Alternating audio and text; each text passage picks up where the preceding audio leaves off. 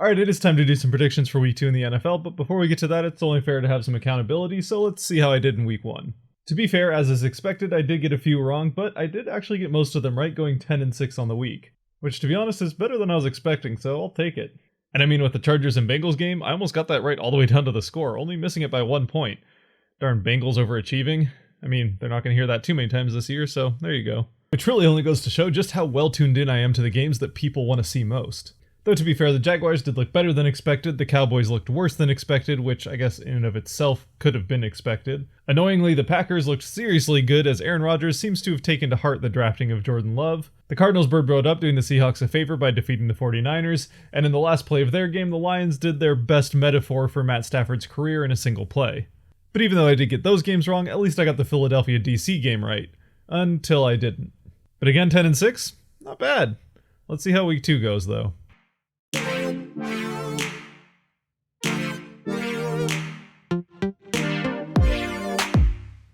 Real quick before we get into predictions, if at any point you find yourself enjoying this video and you like enjoying things, the subscribe button is down there. Starting off week 2 in Thursday Night Football, we have Ohio's second and third favorite football teams in the Bengals versus the Browns. Now, to be fair to the Bengals, they did actually look competitive in week 1, and while Joe Burrow did look like a rookie, he did look like a good rookie, as I kind of expected. And I do have to say that by only giving up 3 sacks on Burrow, I do think that they actually performed a lot better on the offensive line than I was expecting them to. But it is still early in the season, and with all that being said, the Browns are still very clearly the more talented team, even if they didn't necessarily show it against the Ravens, getting completely blown out. And even though, to be fair, especially against an in-state rival where travel isn't going to be an issue, I don't think that being the home team is going to do the Browns any favors here.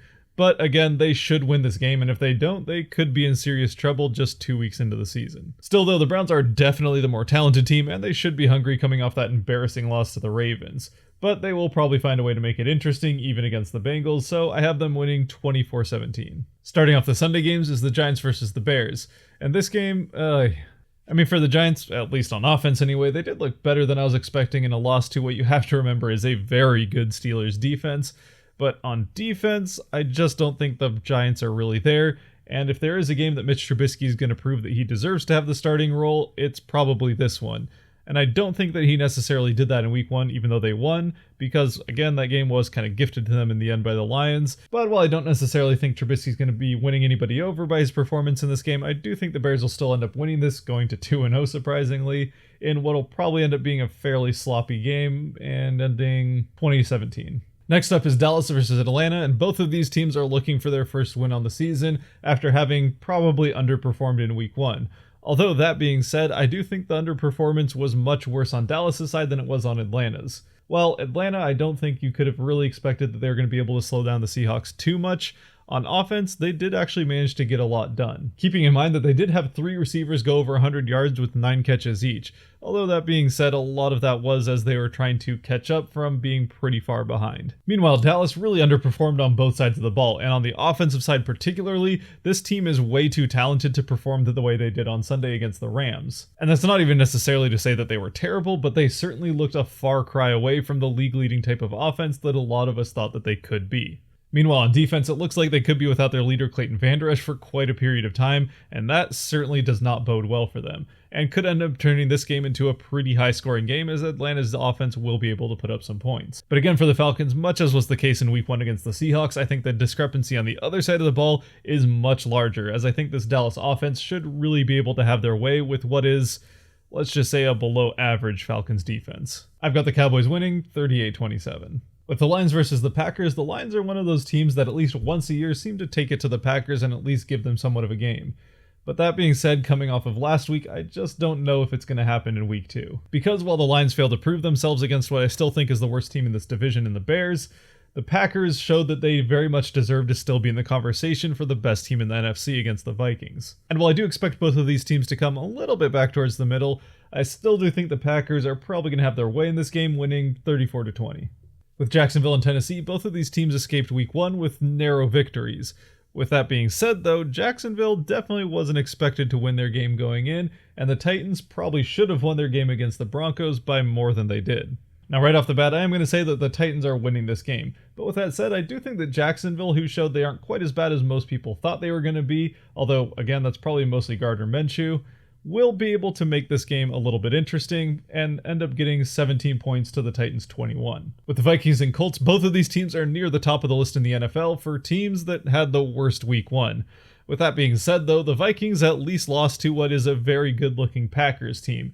Meanwhile, the Colts really showed some of the holes that I thought they had against the Jaguars and even managed to lose that game. But regardless of how either of these teams found their way to 0-1 and who they played against to get there, these were two teams that coming into the year were looking to compete for a division title, but are now staring down the possibility of going 0-2 and really hoping for a wild card to make it into the playoffs. With all that said though, I do still definitely think that the Vikings are the better of these two teams and are better suited to bounce back from a week 1 loss. So I have them winning 26-18. With the Bills and the Dolphins, much like week 1 with the Bills and the Jets, one of these teams is good and the other one isn't. So the Bills should definitely win this game and I'm going to pick them to win it. So as long as the Bills can stay within their own little bubble and avoid the distraction that is going to the Corona capital of the world in Florida like the Colts seem to have fallen prey to, they should be able to win this game. I have them winning 27-10. With the 49ers and the Jets, again, both of these teams lost week 1, but to be fair to the Jets, at least they were expected to. With that said though, and for as much as I hope I'm wrong about this, the 49ers should be able to easily handle the Jets and win this in what will probably be a blowout. I have it at 37-17. I will say this though about the 49ers, and not to pat myself on the back too much, but a lot of the weaknesses that I saw with this team going into the season that I talked about in my season preview video kind of showed themselves in week 1. Especially on the offensive side, where Jimmy Garoppolo did not look very good when he wasn't passing to George Kittle. And sure, if you still want to be a Jimmy Garoppolo believer, you can point to their almost non-existent receiving core, but either way, if they don't have George Kittle in week 2, which they might not after he injured himself in week 1, there's going to be very little to do in this passing game, and you can probably knock about 14 points off of that final score. But even if that is how much of a difference Kittle makes, it still shouldn't be enough to lose to the Jets. Man, I can only imagine how much Cowboys fans must have been laughing their heads off watching the Eagles cack up a halftime lead to an awful Washington football team. Only then to watch their team, who they all expect to win the Super Bowl, to look like it's still being coached by Jason Garrett in a loss to the Rams. And now, of course, thanks to that Eagles loss and that Rams win, and of course the Giants doing basically what we expected of them to do against the Steelers, we live in a world where the Washington football team sits alone on top of the NFC East. Just like we all expected. Regardless of what happened in week 1 though, I think that this Rams-Eagles game could definitely be one of the most interesting and fun to watch games of week 2. On top of that, these are both teams coming into the season that I expected to be bubble playoff teams, probably competing for that second or more likely third wildcard spot.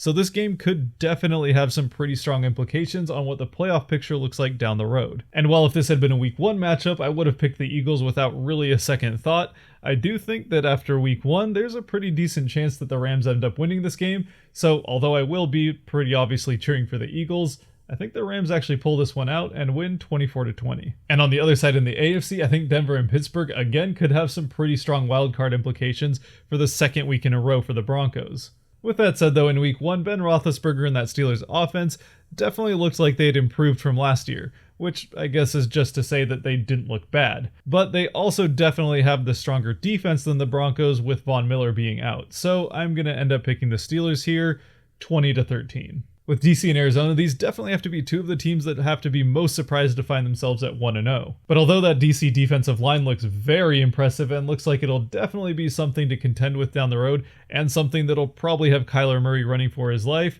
it turns out that Kyler Murray running for his life is something he's pretty good at and even using to his advantage. So I'm going to have the Cardinals winning 24-20. I've got the Chiefs blowing out the Chargers 31-17. I mean, what more do you really want? It's the Chiefs versus the Chargers. I don't really care how nice the Chargers look in their new uniforms, they're not going to beat the Chiefs. Man, I almost feel bad for the Texans. I mean, after losing DeAndre Hopkins and having to deal with having Bill O'Brien as your coach and GM, then you start off the season playing against the two best teams in the AFC and two of the best teams in the NFL. That's a brutal way to start. Although with that said, there is a lot of overlap between this fan base and the Astros, obviously, so I don't feel too bad for them. That has nothing to do with the game though, which again should be one of, if not the most exciting game of week 2. Again, having two of the most exciting young quarterbacks in the AFC, and what should be a very fun offensive game to watch. But I am going to end up picking the Ravens here for much the same reason that I picked the Chiefs to beat the Texans in week 1. And that is because in games like this, you just want to have the most weapons. Although in this case, unlike in the other game where the Chiefs just had much better offensive weapons, The Ravens have better defensive weapons and should be able to slow down the Texans more than the Texans can slow down the Ravens. So Baltimore wins 30-24, and although this does have the Texans starting 0-2, I still think that they're favored to win this division, as the rest of their schedule, well, let's just say it can't get harder. And that brings us to Sunday Night Football and the Seahawks hosting the Patriots. Now, obviously, there's no home field advantage for the Seahawks here, really, other than the long travel for New England. But again, I don't think that that has a huge impact on the game. What we did see from the Patriots in Week 1, though, is that that defense is still very good, but more importantly, that this offense is very clearly catered to Cam Newton and has changed a lot from what we saw from Tom Brady for the last 2 decades. It's a change that with a great coach like Bill Belichick, we all pretty well should have expected to see and will benefit the Patriots in the long run. Unfortunately for this game, I think that it plays straight into the hands of the Seahawks and how they have their defense set up. In Week 1, the Seahawks defense showed that, as was to be expected, they aren't going to be generating a whole lot of pass rush from the defensive line, and that the secondary is improved, but still has some vulnerabilities deep. With that said, though, the Seahawks also showed that they very well may have the best middle of a defense of any team in the NFL, with the clear and obvious standouts being Bobby Wagner and, of course, Jamal Adams, who was absolutely everywhere in Week 1. I mean, it almost seemed like the two of them could have played the whole defense just by themselves. And while sure, that might be a bit of an exaggeration to say that they could have played defense with just 2 players, at the same time, it does match up very well against a running offense that seemed very focused on just what Cam Newton can make happen. Now, after all, once again, this is a Bill Belichick coached team, so I would say that we shouldn't necessarily expect to see the exact same offense that we saw against the Dolphins. But if we do see anything similar, I think Seattle's pretty well set up to shut this offense down. Meanwhile, on the other side of the ball, we have one of the league's best offenses against what still could be one of the league's best defenses. But again, on the offensive side of the ball, I think we're going to see a pretty different Seahawks offense from what we saw in Week 1. In Week 1, Russell was allowed to cook like the chef of a 5-star restaurant during the dinner hour that everyone wanted to see coming into the season. But against an absolutely elite Patriots secondary that has a little bit of a softer front to it, I would definitely expect to see the Seahawks go much more heavy on the running game. So ultimately, I expect a very fun and close game with very good matchups on both sides of the ball that could very well come down to whoever has the last drive of the game.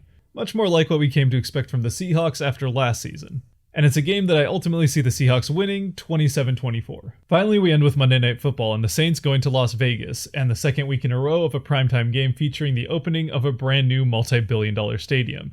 And once again, it will be completely empty. Unfortunately, though, for those of us who prefer watching football to all of the coverage that the stadium itself is going to get, I do think that the coverage of the stadium is going to end up being the most interesting part of this game, as I would expect the Saints to absolutely walk all over the Raiders. And so while sure, it does absolutely suck that the first game in this fancy new stadium and the first game in this new city will happen without any fans in the stands, it might end up being for the better, as the home team is not going to end up looking particularly good. But at least for those of you architects out there who are very interested in the stadium, when it comes to the fourth quarter and this game is already far out of reach, it should open up for a lot of time for the announcers to talk about the stadium at any amount of length that they want to. Saints end up winning this game 30-16. Alright, that will do it for my Week 2 predictions. Tune in next week for Week 3's predictions and to see whether or not I did better than Week 1 or if I just made a total fool of myself. Either way though, as always, if you did make it to this point in the video, thank you very much for watching. If you did like it, hit that like button down below. If you really liked it, maybe even enjoyed it, subscribe button is still down there. Otherwise, I'd love to hear your thoughts and maybe even your predictions for Week 2 down in the comments section below. Until next time, stay safe out there and be good to each other. Peace!